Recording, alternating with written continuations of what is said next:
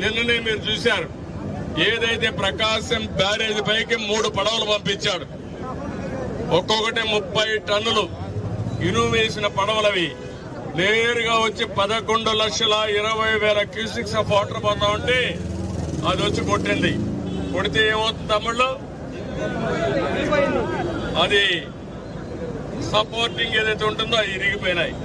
అదే కాలం గాని కొట్టుంటే ప్రకాశం బ్యారేజ్ కొట్టుకొని పోయేది.